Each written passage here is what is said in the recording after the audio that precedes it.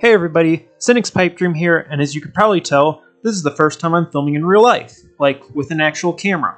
And by actual camera I mean my iPhone, since I don't have an actual camera yet, but that's beside the point. Anyways, this will only be a hand reveal and not a face reveal type of video, since what I want to do today is go over a few of my favorite items in my numismatic collection.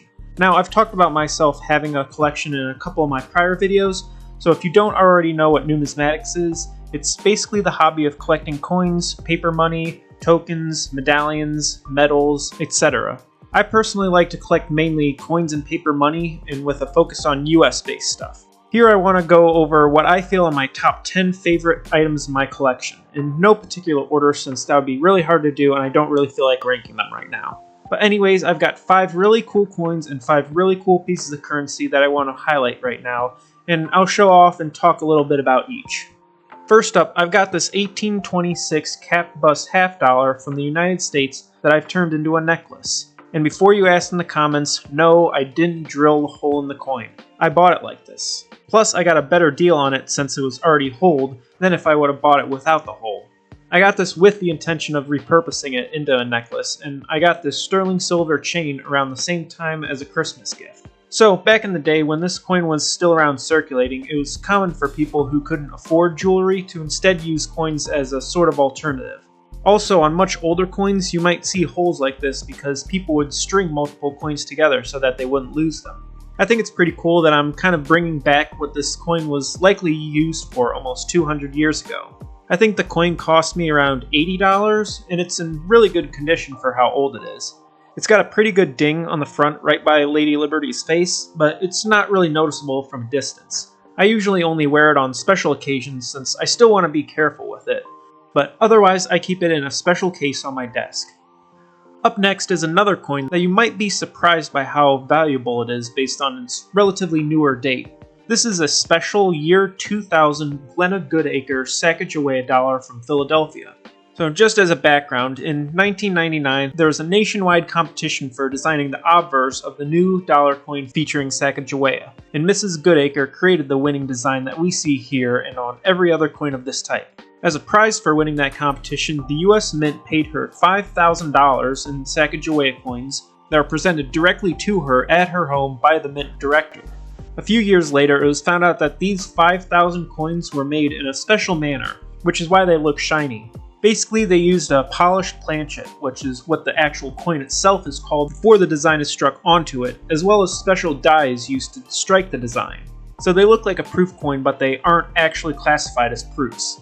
This is one of the special 5,000 coins that were presented to Goodacre. All of the coins have been certified by this grading company, ICG, and I think 2,000 of the 5,000 were eventually cross-graded at PCGS, where they got a numerical grade. All of them got very high grades, ranging from 67 to near perfect 69 out of 70s.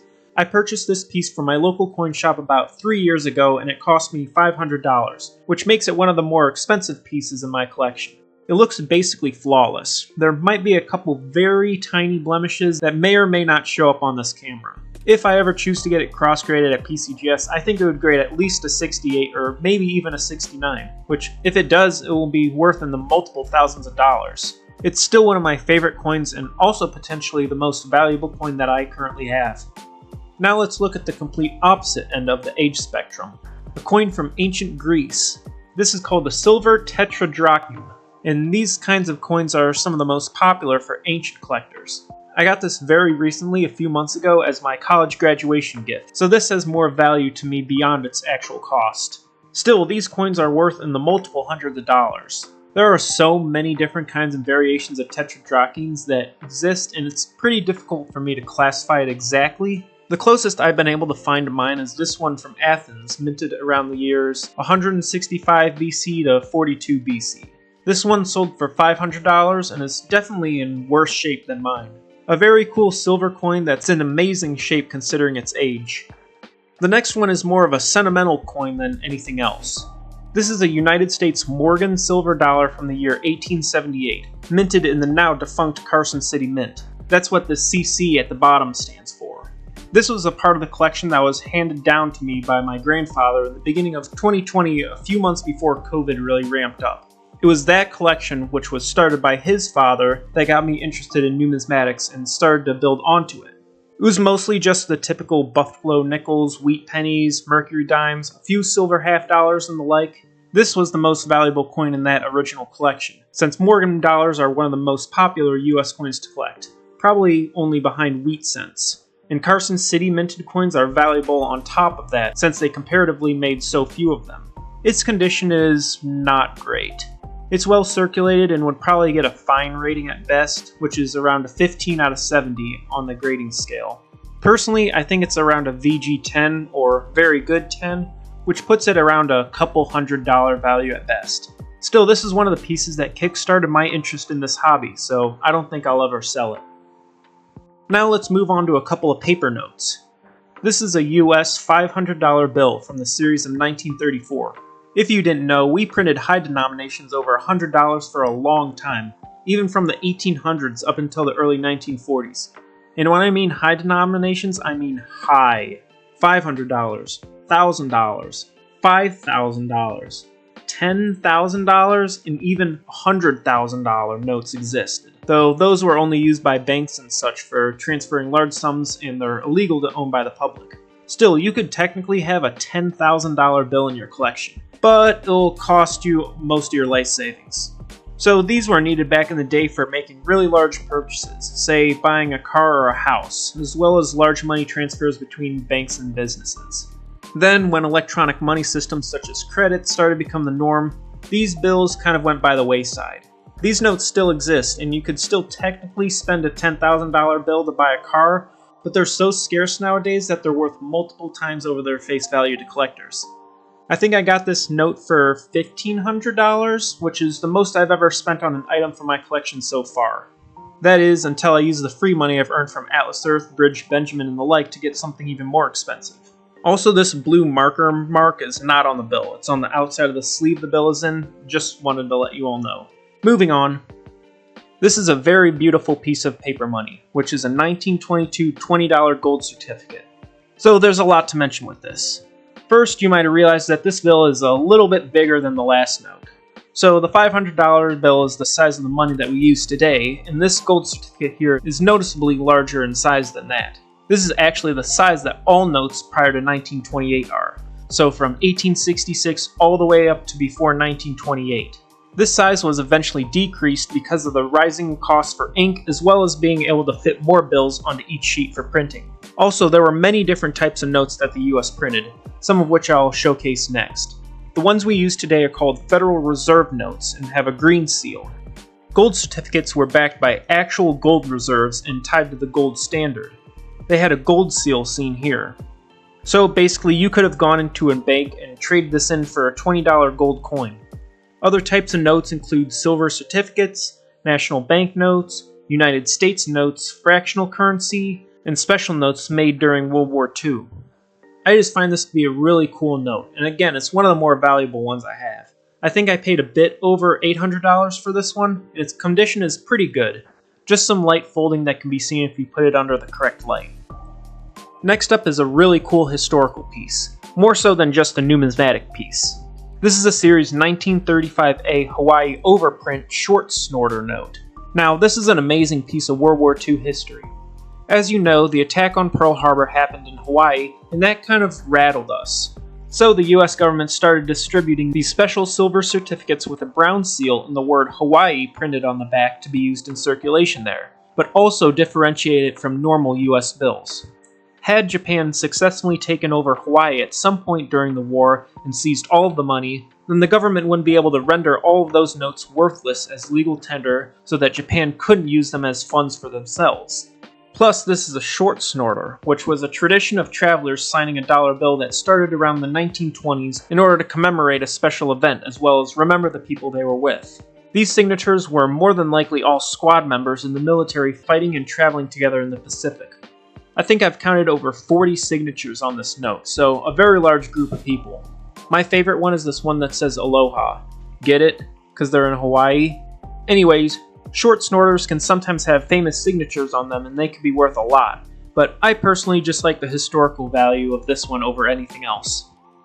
Another note that I want to highlight here is more of a personal one for me. and that's because it's a 1929 national banknote from my hometown of Valparaiso, Indiana. I got this as a birthday gift a few years ago and probably won't ever sell it just because of the personal connection that I have with it.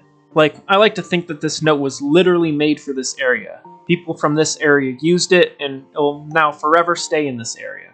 At least for as long as I live.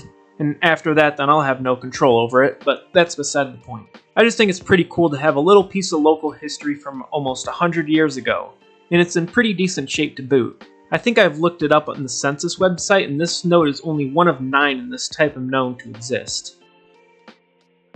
This is another national banknote from 1929, and it was actually my first ever national banknote, produced for the small village of Coulterville, Illinois. I'm highlighting this one because it was one of the first notes I got for my collection, and also probably the best deal I've gotten so far. Since this was a small town national bank, smaller than even the one from Valparaiso, very few notes were actually printed for them, and even less survive to this day. My local coin shop had this one as well as a few other nationals at the time from much larger banks like Chicago, Philadelphia, etc., and this was with them. I knew at the time that it was a smaller national bank and therefore would be more desirable and valuable than the others, but I didn't know how much at the time. I paid $120 for it, I think it was 2020 or 2021, and thought it was a fair price. Looking at today's census data though, there's only 4 notes of this type known to exist today. And actually this note right here isn't in that census data. So if anyone's watching this that knows how to report a note to the census, let me know what I need to do in order to do that in the comments. Also, they give price estimates for each type, and yeah, it says this note could be worth over $500 in today's market. Pretty cool if you ask me though. Again, I'm not collecting in order to make a profit on anything, I just like collecting. I think the only way I'd sell something is if it's junk silver or if I'm going to trade it in for a better condition item of the same type. And for my 10th favorite item, I've got some gold for you all.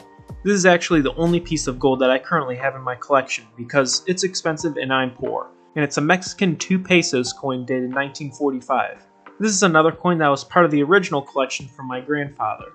His father was actually the one who bought this coin, and based on the original cardboard flip it was in, he only paid $40 for it. Now it's worth almost $200 based on today's gold prices. And that's just the gold value, and doesn't account for any numismatic value from the coin. I'd say that's a pretty good return on investment, though I'm not sure what exact year he bought it in. And that's 10 items in my collection that I wanted to show off, or so you thought, because there's actually an 11th. I totally didn't originally make a top 10 and forget to mention something that I wanted to talk about. Anyways, this is a 1797 2 pence from the United Kingdom, also referred to as a cartwheel because they're so frickin' chonky. Just for reference, modern pennies weigh about 2.5 grams. This coin made entirely of copper is about 23 times heavier than that. The details are still pretty sharp on it too. It's crazy to think that people actually had to carry these things around and spend. I wouldn't be surprised if this coin was one of the reasons that belts were invented because they were weighing down people's pants too much. But anyways, those are a few of the highlights of my numismatic collection. If you like what you saw here, be sure to give this video a like. And if you want to see more, then you can always check out my channel and or subscribe and follow what else I post here.